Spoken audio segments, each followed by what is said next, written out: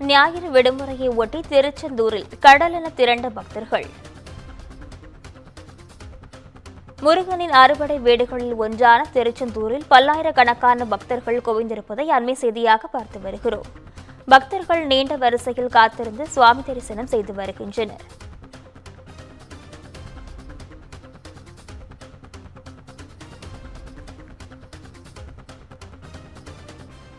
வார விடுமுறையை ஒட்டி திருச்செந்தூர் சுப்பிரமணிய சுவாமி கோவிலில் ஏராளமான பக்தர்கள் சுவாமி தரிசனம் செய்ய திரண்டிருக்கின்றனர். இதனை அண்மை செய்தியாக பார்த்து வருகிறோம்.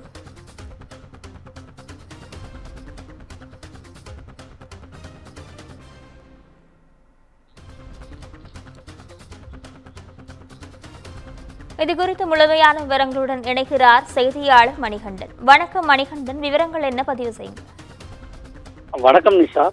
முருகனின் அறுபடை வீடுகளில் இரண்டாம் படை வீடாக விளங்குகிறது தூத்துக்குடி மாவட்டம் திருச்செந்தூர் சுப்பிரமணிய சுவாமி திருக்கோவில்.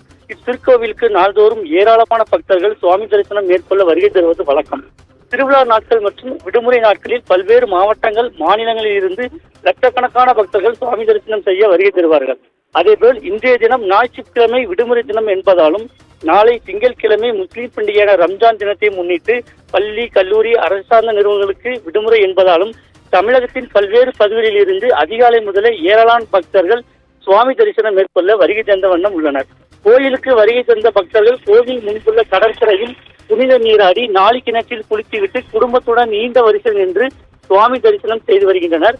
இதனால் பொது தரிசனம் 100 ரூபாய், கட்டண தரிசனம் 60 வயதுக்கு மேற்பட்டோருக்கான தரிசன வரிசையில் பக்தர்கள் கூட்டம் அலைமோதி காணப்படுகிறது. மேலும் 100 ரூபாய் கட்டண தரிசனம் மற்றும் பொது தரிசன வரிசையில் காத்திருக்கும் பக்தர்களுக்கு வசதியாக 2 இடங்கள் அவசரகால வழிகளும் கோவில் நிர்வாகம் சார்பில் அமைக்கப்பட்டுள்ளது.